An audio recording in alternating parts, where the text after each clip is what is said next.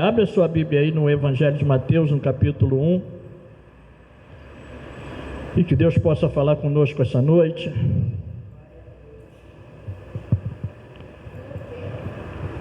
Mateus, capítulo 1, a partir do verso 1.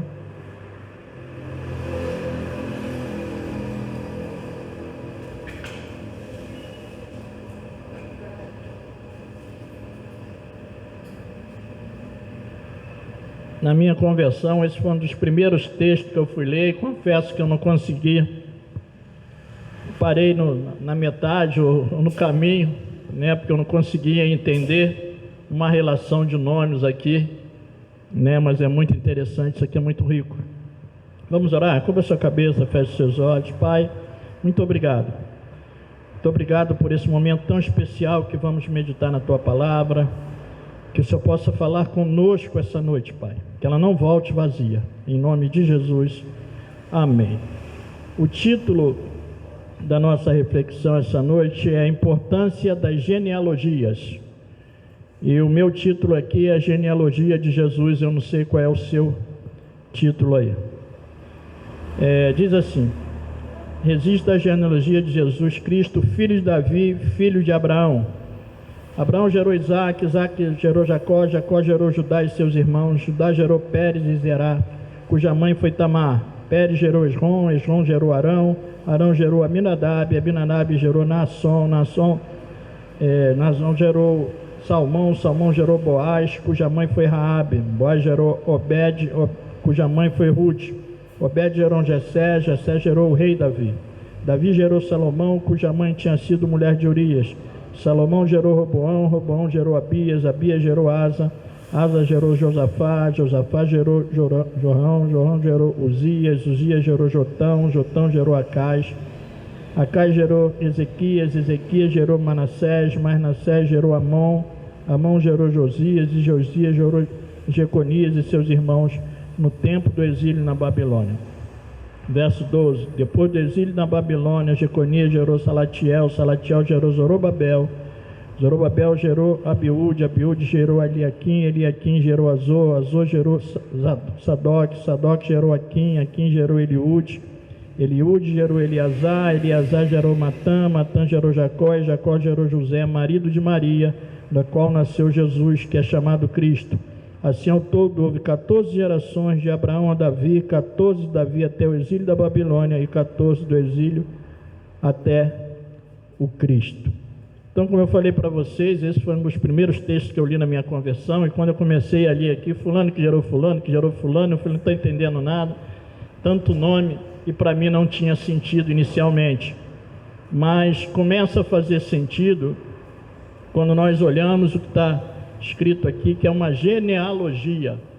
Aí começa a fazer sentido. Não é apenas uma lista de nomes, mas é uma genealogia. E o que é uma genealogia? Genealogia é um estudo que tem por objetivo estabelecer a origem de um indivíduo ou de uma família. Então todos nós temos uma genealogia. Todos nós viemos de alguém, né? Todos nós somos oriundos de alguém. E a genealogia ela pode ser representada por uma lista de antepassados. É o que realmente está aqui, é que exatamente está aqui. E aí você pode montar uma árvore genealógica, né? Eu tenho uma sobrinha, neta, que ela está montando a nossa árvore genealógica, né? E é muito interessante isso. Então, nessa relação, nessa lista, nessa genealogia, estão incluídos seus pais, seus avós, seus bisavós, tataravós, e aí vai muito longe. E aí faz sentido para nós essa condição de genealogia, né? Assim, pelo que eu já sei, um pouco que eu já sei, Rubens, da minha origem, né? Da minha genealogia lá dos meus ancestrais, dos meus antepassados, eu tenho um pé na África e um pé na Europa, né? A minha mãe, né, a minha mãe é descendente de negros na África. Eu tive a oportunidade, alguns anos atrás, quero voltar lá, de lá no Cais do Valongo, lá naquele lado da Praça Mauá, se tornou um monumento histórico, onde os primeiros escravos chegaram. Então, os meus ancestrais passaram por ali e eu fui lá. E pela questão paterna, né? Aí vem lá o pessoal do Nordeste, que eu falei com o Raimundo, e tudo indica que eu tenho uma raiz holandesa, né? Eu tenho uns parentes assim com cabelo vermelho, que é caju, que tudo indica que é lá da Holanda, né? Então essa mistura. E todos nós temos essa condição de mistura, juntando do pai e juntando da mãe. E por que é importante, como o título diz, a importância da genealogia? Por que é importante? Porque através dela, da genealogia, nós podemos compreender um pouco da nossa história de vida e um pouco da história da nossa família. Através da genealogia, a gente começa a compreender um pouco quem somos nós, por que agimos de determinada forma, por que moramos em determinado lugar. E, como eu falei, todos nós somos oriundos de alguém. E isso influencia a nossa história. Da onde você veio, a raiz da onde você foi gerado, traz uma influência na sua vida. E assim é muito interessante, porque, como eu falei, vai determinar ou vai demonstrar qual é a sua personalidade, né? O seu temperamento vem dali. Então, dessa condição de ancestralidade, nós recebemos características físicas, como a forma do corpo, a cor da pele, o tipo de cabelo e até algumas doenças hereditárias. Quando você vai ao médico lá e você tem um problema cardíaco, ele pergunta logo: tem alguém na família que já teve esse problema? Porque essa não é uma herança boa que a gente gostaria de receber, mas é genético, então é transmitido. E a ciência evoluiu tanto, a medicina evoluiu tanto, né, que tinha um teste do pezinho, né, para se fazer previamente, para ver se tinha algumas tendência para algumas doenças. Agora já é antes, né? É antes de nascer já se faz lá apanhado. Então nós podemos herdamos essas características físicas, herdamos características psicológicas, como eu falei, a nossa personalidade e o nosso temperamento. Eu brinquei com o Raimundo quando eu estive na casa do Raimundo ontem. Eu falei: Raimundo, pessoal do Nordeste tem sangue azul, né? É aquele sangue quente com temperamento, né? Chamado pavio curto. Então, não catuca a onça com vara curta ou tigre com vara curta que o negócio pega. Só que Deus é bom, Rubens, porque você pode herdar, como eu herdei, um sangue nordestino, como Raimundo herdou, pessoal que é bravo, mas quando você se converte, você nasce de novo, você recebe um novo sangue, que é o sangue de Cristo. Aí a coisa aquieta, aí começa o processo de transformação. Entendeu, Kelly? Como que acontece isso? Então, tem uma transformação aí pelo que você recebe nessa condição. Em Gênesis capítulo 4, no verso 17, vamos ver um pouco daquilo que você pode herdar, daquilo que eu estou falando do temperamento aí. Gênesis capítulo 4, verso 17, nós vamos ver um pouco a história de um descendente de Caim. Nós falamos aqui de Caim, da oferta, que Deus não se agradou de Caim, da sua oferta, e nós sabemos que Caim matou Abel, o seu irmão. E capítulo 4, no verso 17, diz assim: Caim teve relações com sua mulher e ela engravidou e deu à luz a Enoque. Depois Caim fundou uma cidade, a qual deu o nome do seu filho Enoque. A Enoque nasceu Irade, Irade gerou Meujael, Meujael a Metusael, Metusael a Lameque. Lameque tomou duas mulheres, uma chamava-se Ada e outra Zilá.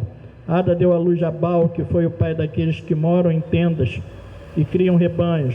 O nome do irmão dele era Jubal, que foi o pai de todos que tocam harpa e flauta. Zilá também deu à luz um filho chamado Tubal-Caim, que fabricava todo tipo de ferramentas de bronze e de ferro. Tubal-Caim teve uma irmã chamada Naamá. Disse Lameque às suas mulheres, Ada e Zilá: ouçam, mulheres de Lameque, escutem minhas palavras. Eu matei um homem porque me feriu e um menino porque me machucou. Se Caim é vingado 7 vezes, Lameque será 77, né? Então, nós vemos aqui uma condição de alguém, né, que tinha uma origem lá em Caim, né? E aqui não é só a condição, essa ação de Lameque não é só como uma herança genética, como eu estava falando, uma questão de temperamento, mas aqui já havia entrado o pecado, aqui o seu pai já havia matado o seu tio, e aí a gente vê em decorrência do pecado o que acontece com o homem caído, a questão da violência, mas só para nós termos como referência daquilo que eu estou colocando. E também temos questões sociais herdadas através da nossa genealogia, né? Por isso, assim, muitos numa condição social de pobreza, outros de riqueza, e tem gente que quer nascer em berço de ouro, né? Todo mundo queria nascer rico, né? Todo mundo queria nascer numa condição social melhor, mas não é assim que acontece. Agora, o fato de eu não nascer, como se diz popularmente, em berço de ouro, não significa que eu não posso prosperar na vida e não posso evoluir financeiramente. Isso não é determinante para o desenvolvimento da minha vida. E aí nós podemos também ver questões espirituais que herdamos dos nossos antepassados. Então nós herdamos crença e herdamos práticas espirituais que certamente vão trazer consequências para a nossa vida. Vamos ver lá em 1 Reis, primeiro livro dos Reis, no capítulo 16, a partir do verso 23. Nós vamos ver um pouco da história do rei Acabe, o que ele herdou e o que ele fez. 1 Reis 16, 23, diz assim: no 31º ano do reinado de Asa, rei de Judá, Onri tornou-se rei de Israel e reinou 12 anos, 6 deles em Tirza. Por 70 quilos de prata ele comprou de Seme a colina de Samaria, onde construiu uma cidade, a qual chamou Samaria, por causa de Seme, o nome do antigo proprietário da colina. Onri, porém, fez o que o Senhor reprova e pecou mais do que todos que reinaram antes dele. Andou nos caminhos de Jeroboão, filho de Nebate, e no pecado que ele tinha levado Israel a cometer, e assim com seus ídolos inúteis provocou a ira do Senhor, o Deus de Israel. Os demais acontecimentos do reinado de Onri, seus atos e suas realizações, tudo está escrito no registro histórico dos reis de Israel. Onri descansou com seus antepassados e foi sepultado em Samaria, e seu filho Acabe foi o seu sucessor. No 38º ano do reinado de Asa, rei de Judá, Acabe, filho de Onri, tornou-se rei de Israel e reinou 22 anos sobre Israel em Samaria. Acabe, filho de Onri, fez o que o Senhor reprova, mais do que qualquer outro antes dele. Ele não apenas achou que não tinha importância cometer os pecados de Jeroboão, filho de Nebate, mas também se casou com Jezabel, filha de Etibaal, rei dos Sidônios, e passou a prestar culto a Baal e adorá-lo. No templo de Baal, que ele mesmo tinha construído em Samaria, Acabe ergueu um altar para Baal. Fez também um poste sagrado. Ele provocou a ira do Senhor, o seu Deus, o Deus de Israel, mais do que todos os reis de Israel antes dele. Durante seu reinado, Hiel de Betel reconstruiu Jericó, lançou os alicerces à custa da vida do seu filho mais velho, Abião, e instalou-se as suas portas à custa do seu filho mais novo, Zegube, de acordo com a palavra que o Senhor tinha falado por meio de Josué, filho de Num. Então nós podemos ver aqui que Acabe, espiritualmente falando, recebeu do seu pai uma herança maldita, de idolatria. E ele recebeu essa herança, né, desse antepassado do seu pai, e ele seguiu os caminhos do seu pai. E não só seguiu, como ele fez pior. Ele ainda fez pior. A coisa já estava ruim, Rubinho, e ele fez pior. Isso fez com que ele trouxesse maldição para a vida dele. E aí aqui no 34, diz que um homem ergueu, né, durante o reinado de Hiel, de Betel, reconstruiu Jericó. E aí, Josué no capítulo 6, no verso 26, nós vamos entender o que aconteceu, porque esse homem reedificou lá Jericó e o que aconteceu, que ele perdeu 2 filhos. Diz assim, Josué falando, depois que o povo saiu do Egito, eles vão entrar na terra prometida. A primeira cidade que eles tomam é Jericó, e a gente conhece a história de Jericó, como as muralhas caíram, e não era para reedificar os muros daquela cidade, que ela ficaria como primícias para o Senhor, a primeira cidade conquistada. E aí Josué diz assim, naquela ocasião Josué pronunciou este juramento solene: maldito seja diante do Senhor o homem que reconstruir a cidade de Jericó. A preço do seu filho mais velho lançará os alicerces da cidade, ao preço do seu filho mais novo porá as portas. Assim o Senhor esteve com Josué, sua fama espalhou-se sobre a terra. Então tinha uma determinação, uma maldição que viria ali, né, para quem reconstruísse aquela cidade.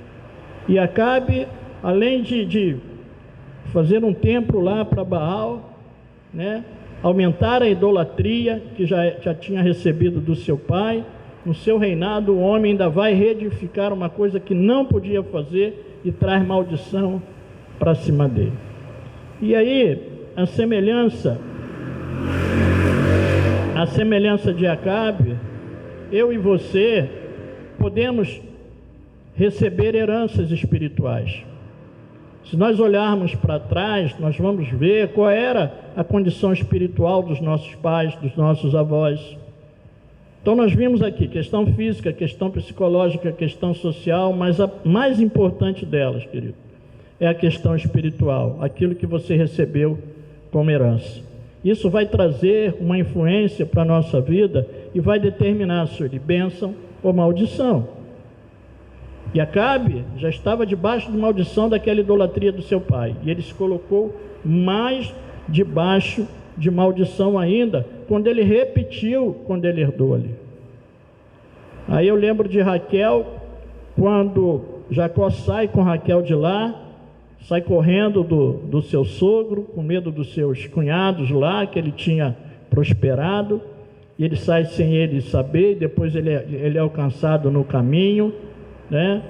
E é interessante que Labão lá, o sogro de Jacó, ele fala com Jacó: poxa, por que você foi embora e não se despediu, que eu queria beijar meus netos, falar com a minha filha, né? Mas ele estava com medo, ele saiu, e aí ele falou: olha, e tem um negócio aí que está errado. Aí ele falou: o que foi? Quem pegou meu ídolo que estava lá em casa? Alguém pegou, tem uma estátua, tem um ídolo que sumiu e está com você. Jacó falou: não, comigo não, eu não trouxe nada disso. Mas estava com Raquel. Ela trouxe e diz que ela sentou em cima daquele ídolo, né? Ainda falou para o pai que ela não podia levantar, que ela estava num período lá que as mulheres passam mensalmente, e ela não podia, e ele relevou e tinha ali um ídolo ali. Então, quer dizer, sai de lá e traz uma idolatria consigo. Então, isso é muito sério, aquilo que nós trazemos. Mas existe uma coisa chamada livre-arbítrio, que é o direito de escolha. Então, nós podemos prosseguir naquele caminho que nossos pais caminharam, ou podemos seguir um caminho diferente. Isso vai determinar o desenvolvimento da nossa vida, Carlos Alberto. Né? Nada contra a religião de ninguém, tá? Nada contra a intolerância religiosa, mas de acordo com o que diz a palavra de Deus. Não é porque o outro não tem uma fé que eu tenho, né, e eu vou julgar a fé do outro, vou ser intolerante com o outro. Né? O que me cabe é, segundo a palavra de Deus, ministrar a palavra de Deus, pregar a palavra de Deus, para que o outro tenha um entendimento. Tá certo? Então nós temos que respeitar, até porque um dia nós estivemos também na mesma condição. E numa cegueira espiritual, nós praticamos coisas achando que estava agradando a Deus, achando que estava servindo a Deus, e não estávamos servindo a Deus.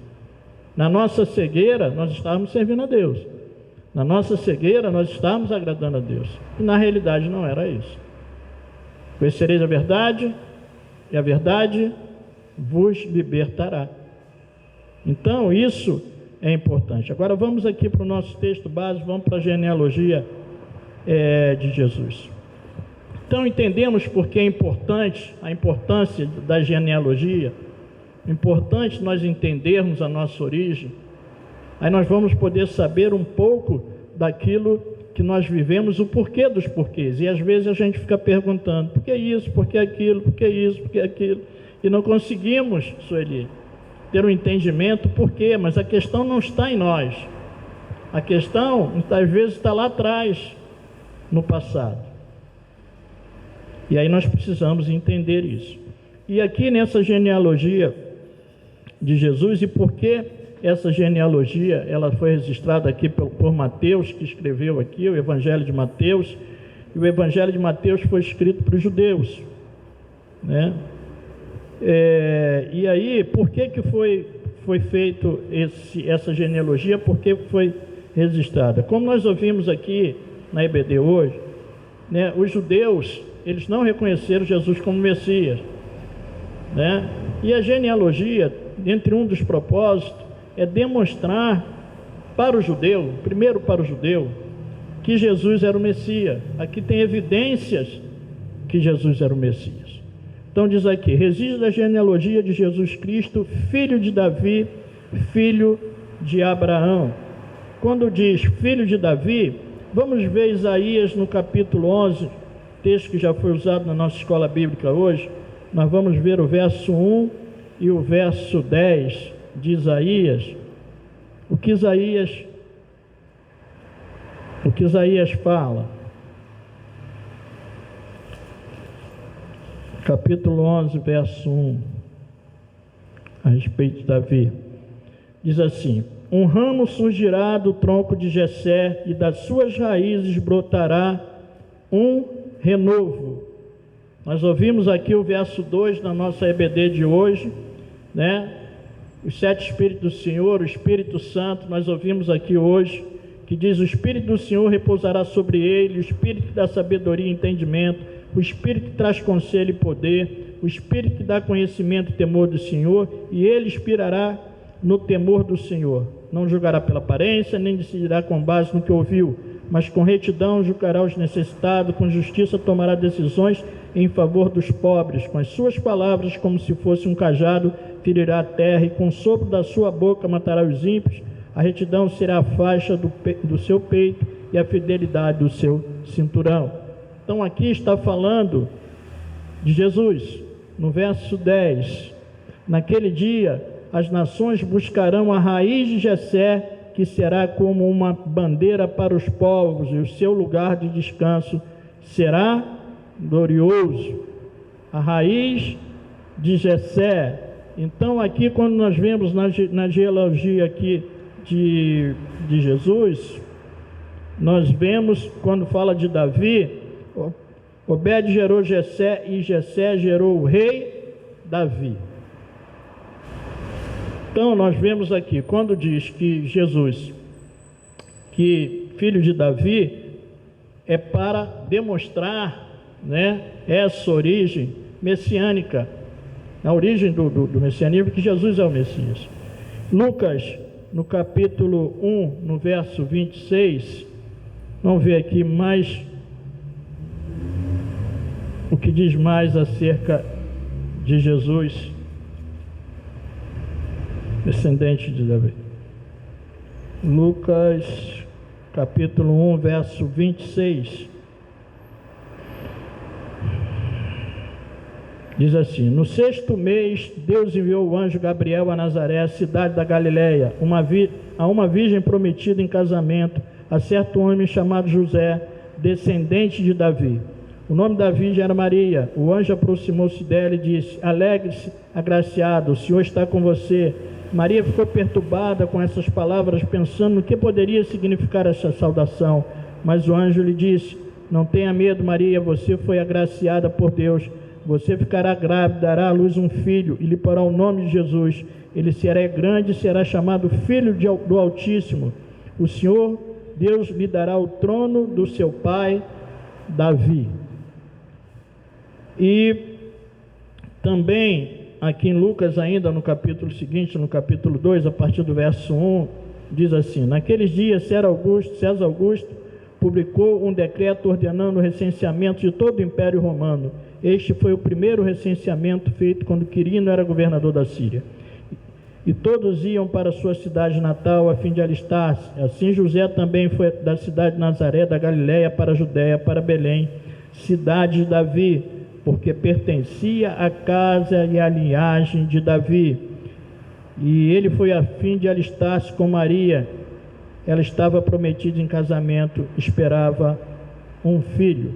Então aqui, por esses textos que nós lemos, nós podemos ver porque Jesus era filho de Davi, a referência messiânica nesse sentido, para que o judeu pudesse entender.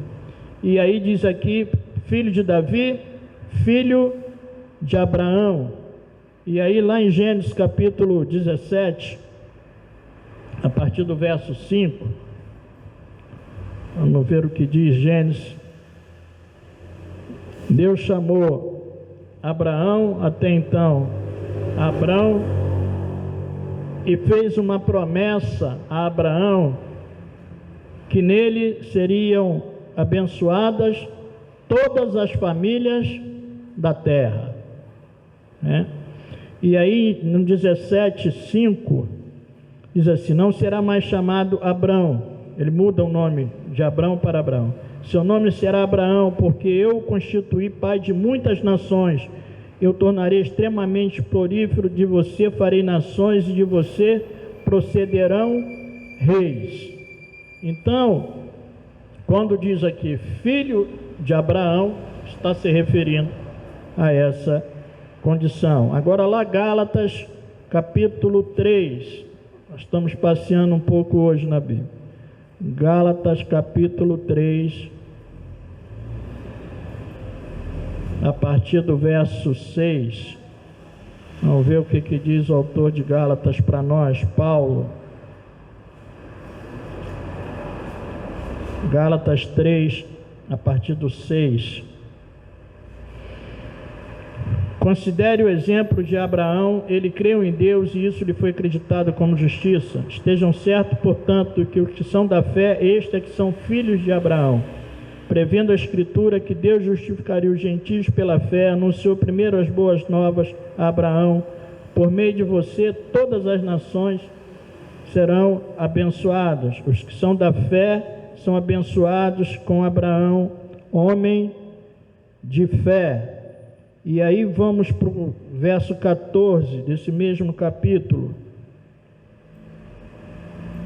Isso para que em Cristo Jesus a bênção de Abraão chegasse também aos gentios, para que recebesse uma promessa do Espírito mediante a fé. Irmãos, humanamente falando, ninguém pode anular um testamento depois de ratificado, nem acrescentar-lhe algo.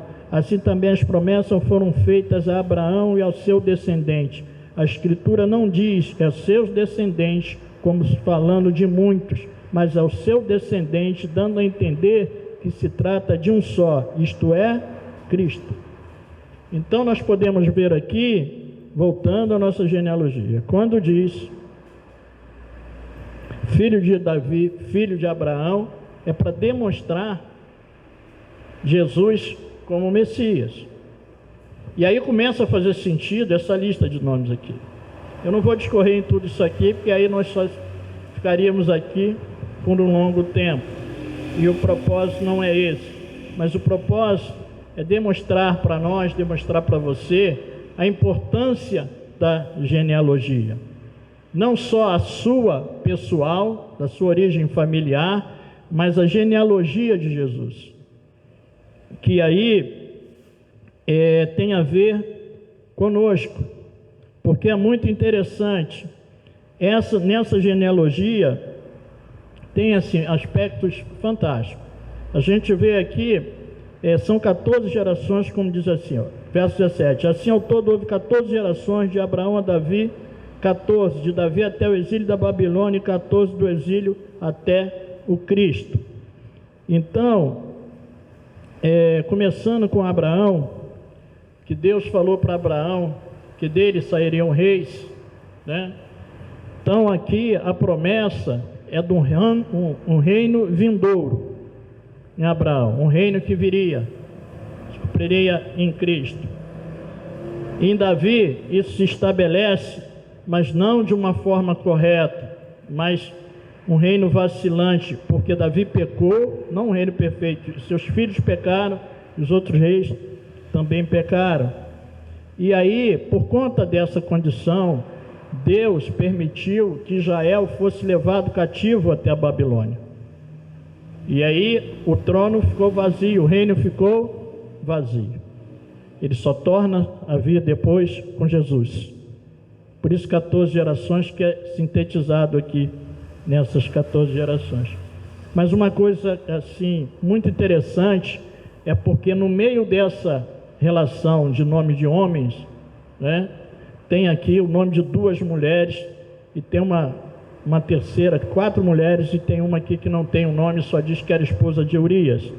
E aí no verso 5 diz assim: Salmão gerou Boaz, cuja mãe foi Raabe.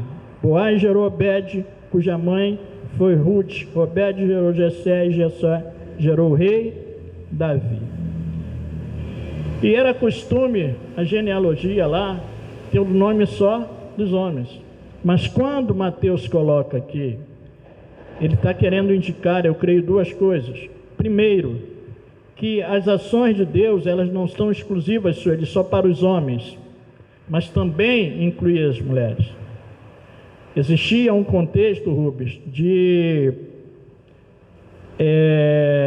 patriarcado, né?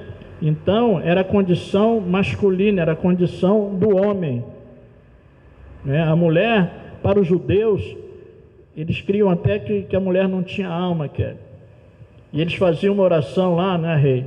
E agradecia a Deus por não ter nascido mulher e nem ter nascido gentio, quer dizer, fora daquela nacionalidade, da naturalidade judeu, para ver como que era aquele contexto lá, né? E aí ele vai e inclui as mulheres aqui. E é interessante que ninguém dignificou tanto a mulher quanto Jesus. E tinham mulheres que serviam Jesus. Lá em Lucas diz que tinham mulheres que serviam Jesus com seus bens. E tantas mulheres que Deus levantou, que Deus destacou, né? Tem Débora lá naquele contexto, daqueles homens todos, tinha Débora. Mas me chama a atenção, e aqui começa a mensagem propriamente para nós. Porque quem era Raabe e quem era Ruth. E aí nós vamos entender uma coisa muito profunda, que independente, Sueli, da sua árvore genealógica, independente da sua origem, Carlos Alberto, com seus antepassados, Deus pode mudar e te colocar numa outra condição a partir de Jesus. Não importa qual era a condição. De repente eu tenho consequências por conta de uma genealogia que não é boa, Aí eu herdei tudo aquilo que a gente falou. Mas Deus nos dá uma possibilidade de nele mudar a nossa história. E não só a nossa história, mas daqueles que vão descender de nós a partir daqui. E aí, se a família vive sob uma maldição, é quebrada aquela maldição a partir de Jesus e as coisas são transformadas a partir dali. Lá em Josué, no capítulo 6, no verso 22, nós vamos ver aqui um pouco só da história de Raabe. Muitos de nós conhecemos a história de Raabe. E o que aconteceu com Raabe? Quem era Raabe? Raabe, a Bíblia demonstra aqui, diz para nós que Raabe era uma prostituta. E quando Deus usou Josué para que uns homens, Rubens, fossem lá espiar a terra, né, prometida, já havia acontecido isso anteriormente com Moisés, que ele tinha enviado 12, e Josué era um deles, e depois Josué faz isso, e quando chega lá naquela cidade lá, a Raabe morava exatamente em cima do muro lá, e na época não era esse muro como a largura nossa aí, mas diz que o muro lá andava carruagem por cima, porque era fortificado aquilo, e ela vai e abriga aqueles espias e livra aqueles homens da morte, e ela pede a eles, né, que livre a família dela, e eles fazem um acordo com ela, falam: olha, nós vamos invadir e nós vamos destruir tudo, agora a nossa vida pela sua, nós vamos fazer o seguinte: nós estamos fazendo uma aliança com você aqui, que se a sua família ficar dentro de casa e não sair, e tiver, para identificação da casa, tiver um fio, né, escarlate lá, nós não vamos tocar nessa casa e não vamos tocar em nenhum dos seus familiares. Agora tem uma condição: não sai. Se estiver do lado de fora, vai morrer. E aí, no capítulo 6, né, no verso 22, depois que eles invadem, diz assim: Josué disse aos 2 homens que tinham espionado a terra,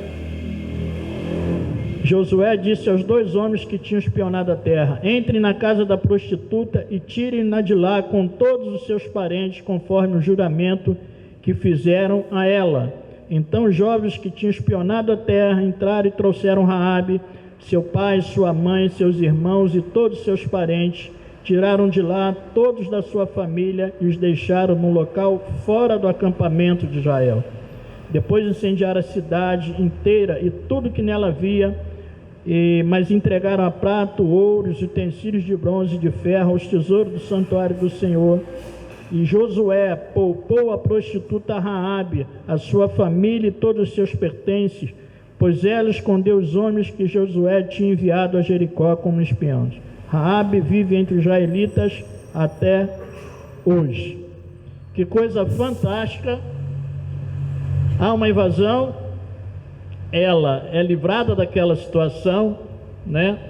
Passa a ser incluída no povo de Israel, no povo do Senhor, e consta o nome dela nessa genealogia que nós acabamos de ler. Então, isso é maravilhoso, isso era a sinalização da graça, que resgata uma prostituta, transforma a sua vida, faz dela uma mulher de Deus, faz dela pertencente ao povo de Deus. Isso é fantástico, isso é maravilhoso. Ela teve uma oportunidade, ela aproveitou aquela oportunidade, né? Ela poderia ser fiel ao seu povo, que eles iam lutar contra o povo de Israel, mas ela abriu mão daquela identidade, daquela nacionalidade, para assumir uma outra condição. E isso trouxe um benefício para ela. Então aquela vida de prostituição dela acaba ali.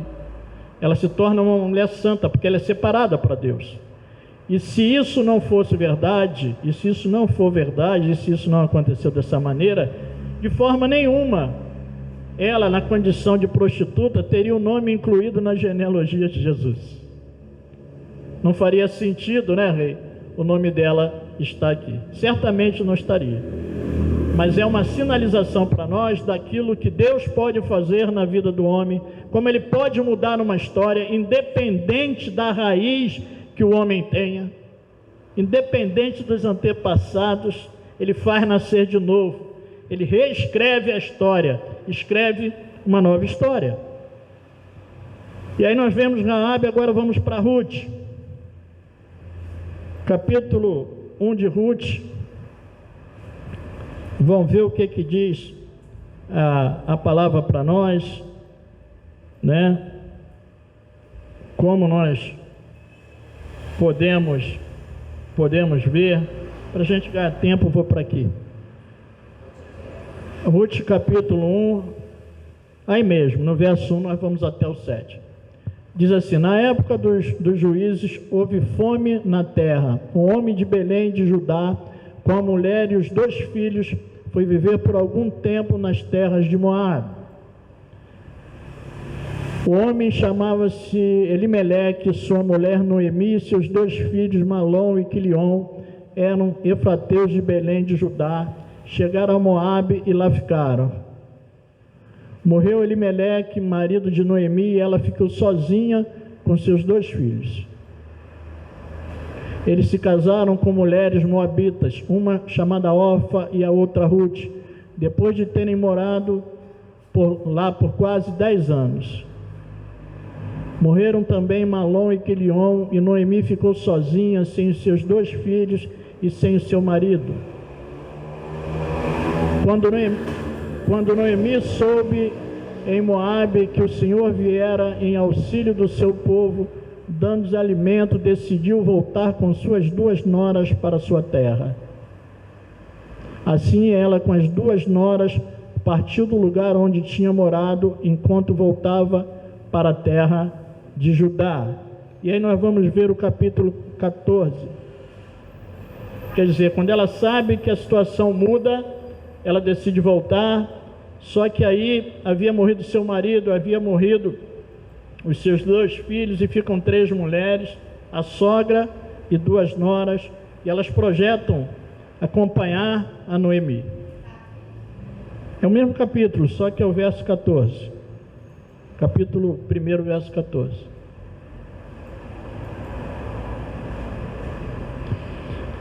Elas então começaram a chorar alto de novo. Depois Orfa deu um beijo de despedida em sua sogra, mas Ruth ficou com ela.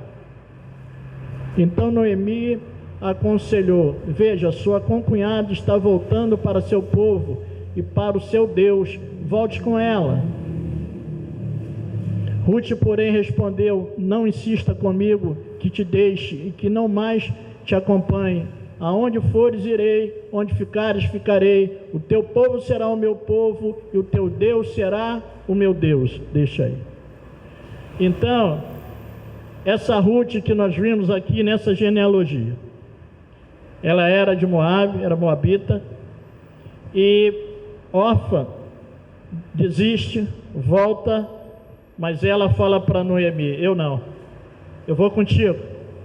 Teu povo será o meu povo, o teu Deus será o meu Deus. Ela faz uma escolha, toma uma atitude, toma uma decisão, e a vida dela é mudada a partir daí. E aí, voltando, nós vemos quem essas mulheres geraram, quem foram essas mulheres a partir da decisão que elas tomaram. Mateus, o texto nosso base, 5, Salmão gerou Boaz, cuja mãe foi Raabe. Boaz gerou Obed, cuja mãe foi Ruth. Obed gerou Jessé, e Jessé gerou o rei Davi. Queridos, isso é fantástico.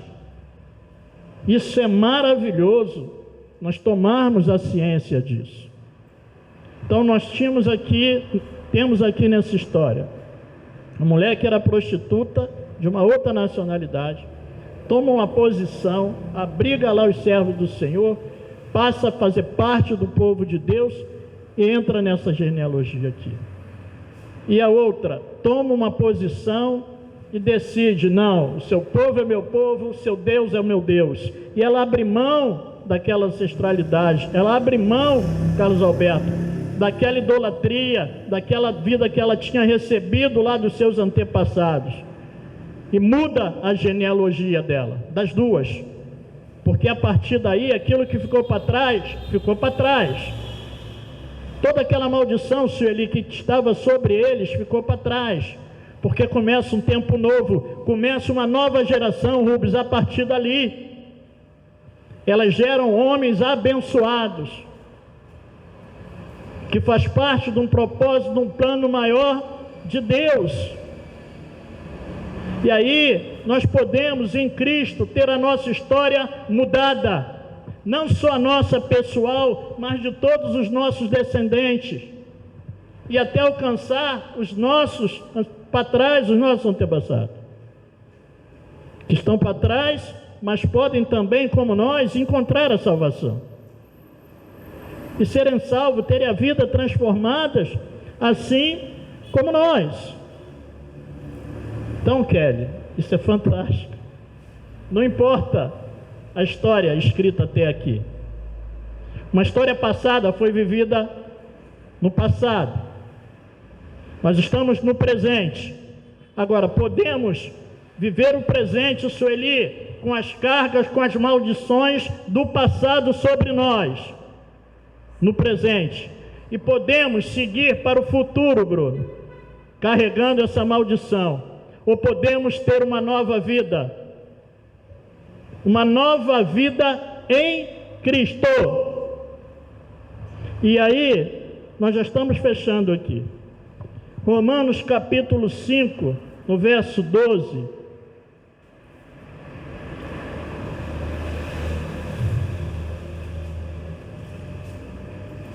Romanos capítulo 5, a partir do verso 12.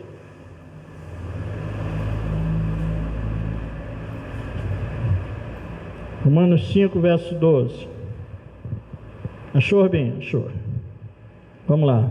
Portanto, da mesma forma como o pecado entrou no mundo por um homem, e pelo pecado a morte, assim também a morte veio a todos os homens, porque todos pecaram, pois antes de ser dada a lei, o pecado já estava no mundo.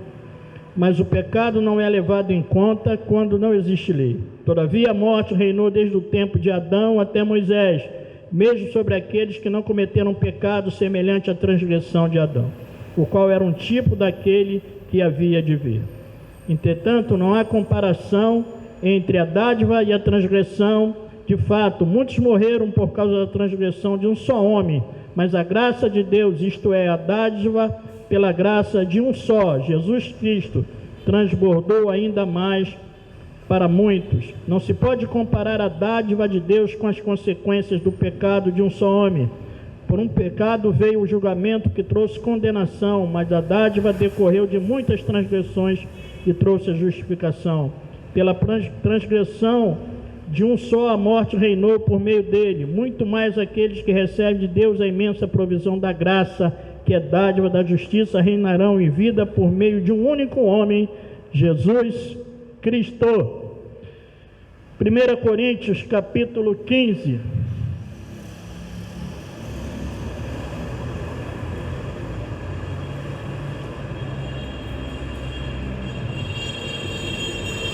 Verso 45, Jô.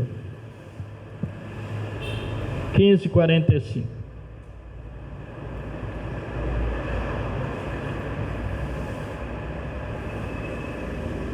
Assim está escrito. Assim está escrito. O primeiro homem, Adão, tornou-se um ser vivente. O último Adão, espírito vivificante. Não foi espiritual que veio antes, mas o natural. Depois dele o espiritual. O primeiro homem era do pó da terra, o segundo homem dos céus. Os que são da terra são semelhantes ao homem terreno, os que são dos céus ao homem celestial. Assim como tivemos a imagem do homem terreno, teremos também a imagem do homem celestial. E aí, como gosta o nosso professor, cabeça de raça. Se Adão era cabeça de raça, de uma raça caída, decaída, nós temos um novo cabeça de raça que é Cristo.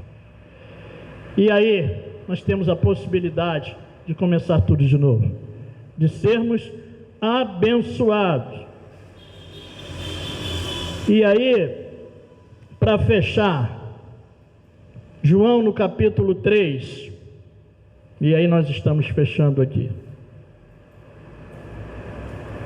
Capítulo 3, no verso 6. Vamos ver se é aqui no verso 6.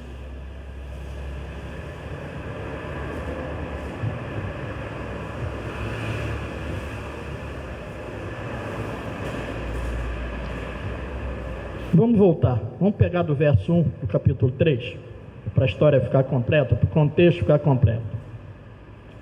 Aqui uma conversa de Jesus com um fariseu, um mestre da lei lá, que foi ter com Jesus de noite. Diz assim: havia um fariseu chamado Nicodemos, uma autoridade entre os judeus. Ele veio a Jesus à noite e disse: mestre, sabemos que ensina da parte de Deus, pois ninguém pode realizar os sinais milagrosos que estás fazendo, se Deus não estiver com ele. Em resposta, Jesus declarou: digo-lhe a verdade, ninguém pode ver o reino de Deus se não nascer de novo. Perguntou Nicodemos: como alguém pode nascer sendo velho? É claro que não pode entrar pela segunda vez no ventre de sua mãe e nascer. Respondeu Jesus: digo-lhe a verdade, ninguém pode entrar no reino de Deus se não nascer da água e do Espírito. O que nasce da carne é carne, mas o que nasce do Espírito é Espírito. Não se surpreenda pelo fato de eu te dizer, é necessário vocês nascer de novo. O que nasce da carne é carne, o que nasce do Espírito é Espírito. Então você nasceu da carne, eu nasci na carne. Nós temos ancestralidade da nossa carne. Nós temos a possibilidade, Carlos Alberto, de nascer de novo, ser feito nova criatura, ter uma história reescrita por Deus. Amém? Entendemos aqui a importância da genealogia. Entendemos por que a importância da genealogia.